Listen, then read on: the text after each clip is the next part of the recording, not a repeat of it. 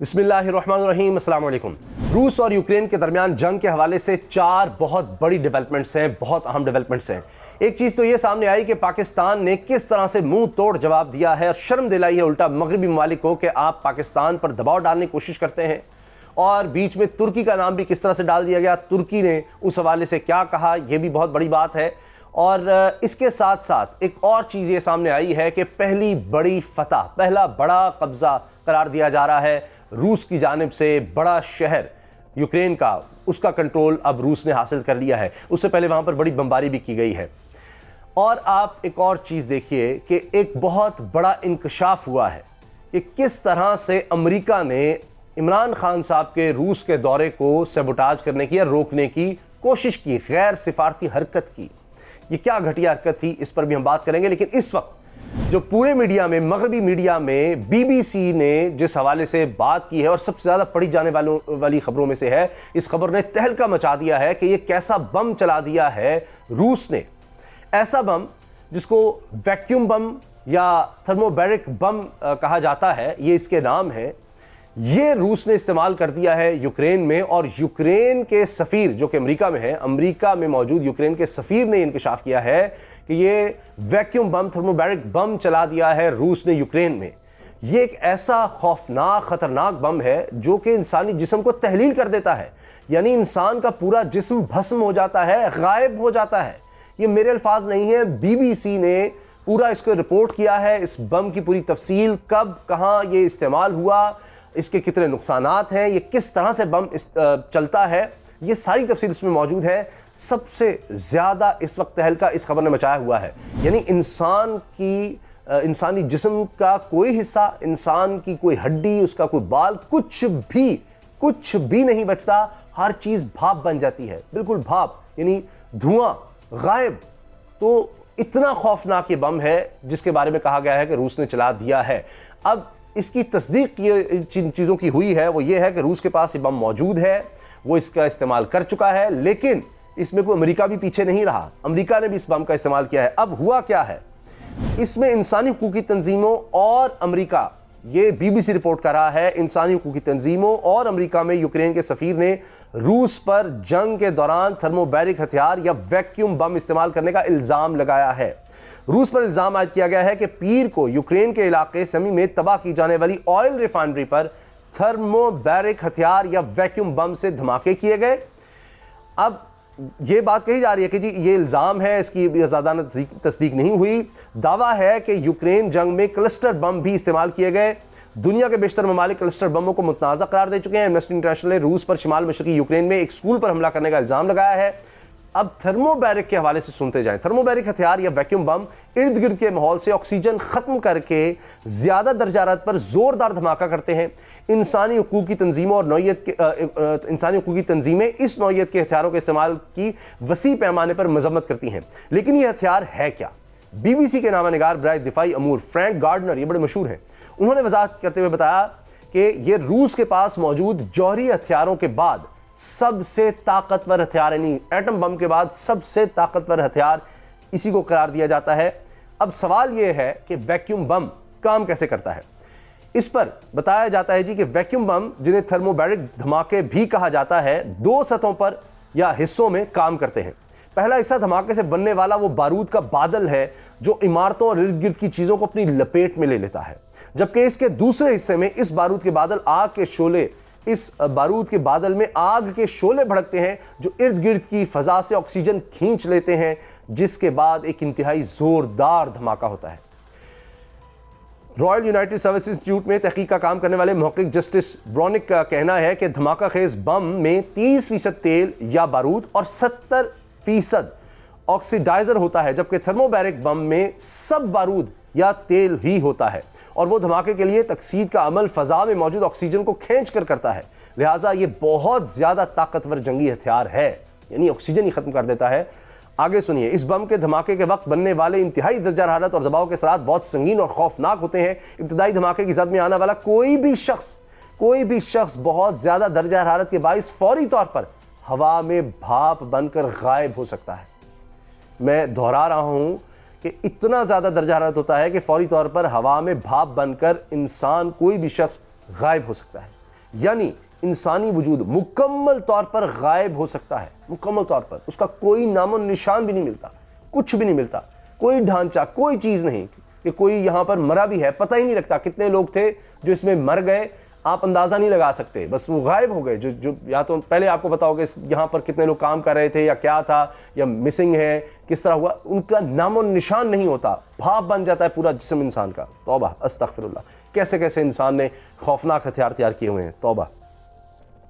اچھا پھر یہ جناب آگے اس کے بارے میں بتایا جا رہا ہے کہ جبکہ دوسرے حصے کے دھماکے سے پیدا ہونے والی آواز کی دھمک اور فضا کے دباؤ سے ارد گرد نشانہ بننے والوں کو شدید اندرونی چوٹیں اور زخم آ سکتے ہیں. صرف اس کی آواز سے، اس کی دھمک سے ہی اتنی خوفناک اس کی آواز اور اس کی دھمک، اس کا اتنا شدید جھٹکا اور دھماکہ ہوتا ہے.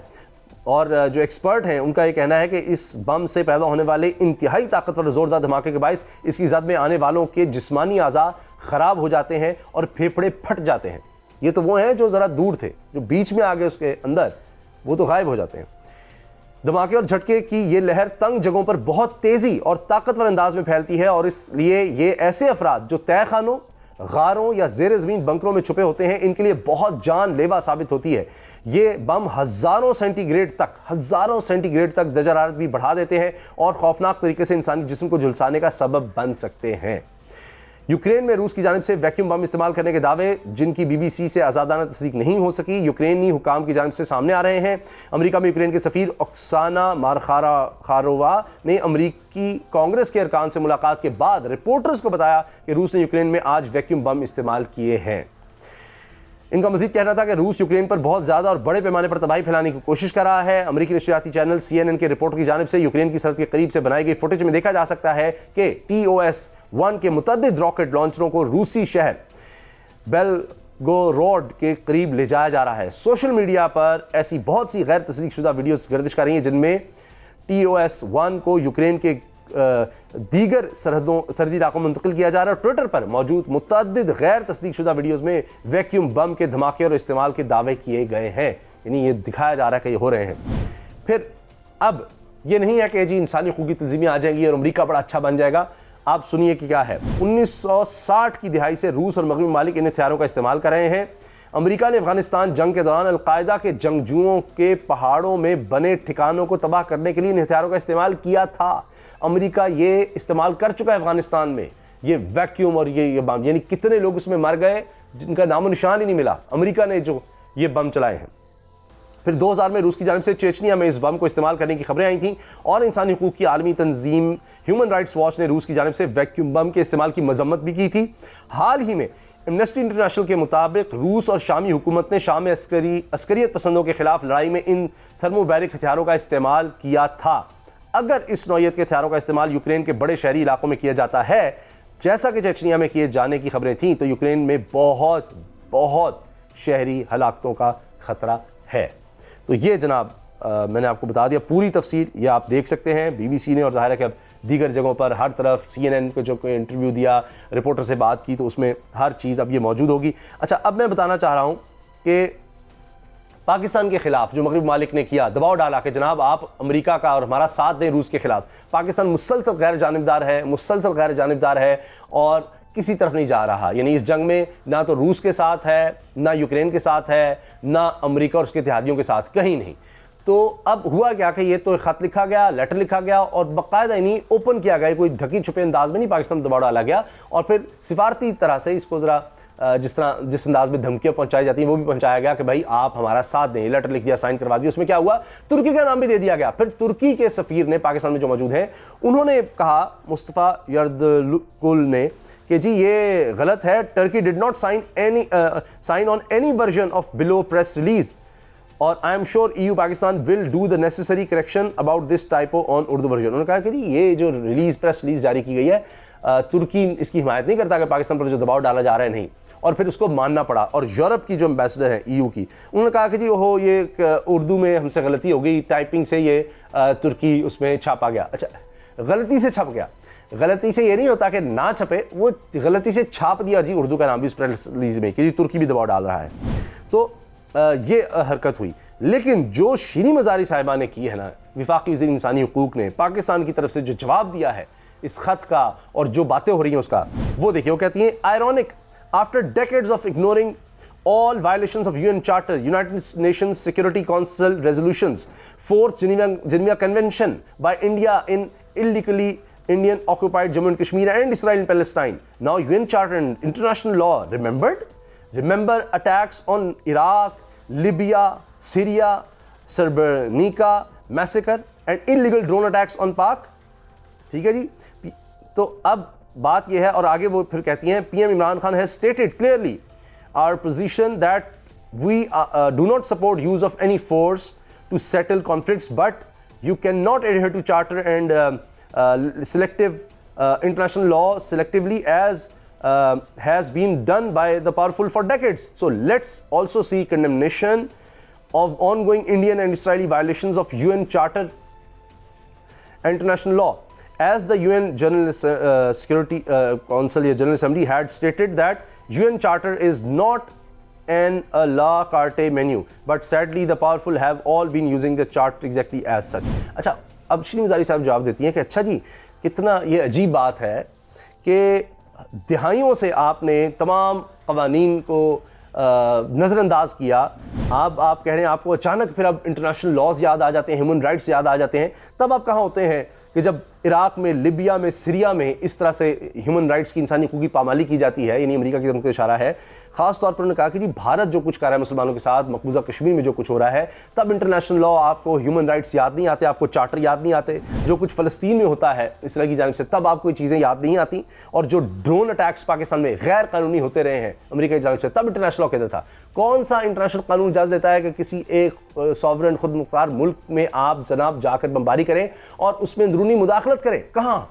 اب یہی کہا جا رہا ہے یوکرین نے خود مختار ملک تھا جی, روس کیا کر رہا ہے, روس کیا کر رہا ہے. یہ کام امریکہ کرتا رہا ہے مسلسل, اس کا کام یہ رہا ہے. اور پھر وہ آگے کہتی ہے عمران خان صاحب نے, پرائم منسٹر نے یہ بات واضح کر دی ہے کہ ہم کسی بھی طرح سے کسی جارحیت, یوز آف فورس, جنگ کے ہتھیاروں کے خلاف ہیں کسی بھی کانفلکٹ کو سیٹل کرنے کے لیے. ہم تو یہ کہتے ہیں کہ جناب اس کو پیسفلی حل ہونا چاہیے, اور ہم کیا کہیں. تو یہ نہیں ہو سکتا کہ جناب آپ صرف جو اقوام متحدہ یا انٹرنیشنل قوانین ہیں طاقتور اس کو اپنے لیے اپنے حق میں استعمال کریں. میٹھا میٹھا ہپ ہپ, کڑوا کڑوا تو, یہ نہیں ہو سکتا. یہ ہے پاکستان کا جواب, یہ ہے پاکستان کی وفاقی وزیر کا جواب. تو بڑا زبردست جواب دیا ہے. اور آخر میں آپ سے عرض کرنا چاہ رہا ہوں کہ جناب یہ خبر عیسیٰ نقوی صاحب انٹرنیشنل جو پالیٹکس ہے, انٹرنیشنل افیئرز ہیں, اس کے حوالے سے ان کا یوٹیوب چینل بھی ہے, بہت زبردست وہ رپورٹنگ کرتے ہیں مستند. انہوں نے بھی یہ چیز بریک کی, یہ خبر بتائی کہ جی پاکستان پر دباؤ ڈالا گیا اور امریکہ کی طرف سے پیغامات بھیجے گئے پاکستان کو کہ جی آپ روس کا دورہ نہ کریں, عمران خان صاحب روس کا دورہ مت کریں. اب یہ سفارتی جو روایات ہیں ان کے خلاف ہے. یہ ایک گھٹیا حرکت ہے کہ کسی ملک کو آپ اس طرح سے ڈکٹیٹ کرنے کی کوشش کریں. یہ کسی بھی ملک کا اپنا فیصلہ ہوتا ہے, وہ کہاں جا رہا ہے, ان کا وزیر اعظم, صدر یا کوئی بھی ڈگنیٹری وہ کس سے مل رہا ہے, یہ اس ملک کے اپنے فیصلے ہیں, اس کو کرنے چاہیے. اب دیکھیں اوپر سے کیا جواب دیے جا رہے تھے کہ ہم نے جی پیغام پہنچا دیے پاکستان کو, ہم جو کر سکتے تھے. تو یہ کیا حرکت ہے کہ آپ پاکستان کو اب بھی آپ سمجھتے ہیں کہ ڈکٹیٹ کیا جا سکتا ہے؟ تو یہ ایبسولوٹلی ناٹ کے بعد یہ ایک سفارتی جنگ سی بن گئی ہوئی ہے. اب نظر آ رہا ہے کہ ایف اے ٹی ایف کا بھی فیصلہ آنے والا ہے, اس میں بھی شاید اس کا بدلہ لیا جائے گا پاکستان سے, اور اس کی کوشش ہوگی کیونکہ پاکستان نے بڑا واضح کر دیا. اور اس حرکت کے باوجود کہ پاکستان کو روکا گیا امریکہ کی طرف سے, پاکستان کے وزیر اعظم عمران خان صاحب نے روس کا دورہ کیا. تو اب یہ چیز بھی سامنے آئی ہے کہ غیر سفارتی یا جو سفارتی روایات ہیں ان کے برخلاف یہ ایک چھوٹی حرکت کی گئی اس طرح سے پاکستان کو روکنے کی. آپ کی اس بارے میں کیا رائے ہے ضرور آگاہ کیجیے گا. اللہ حافظ.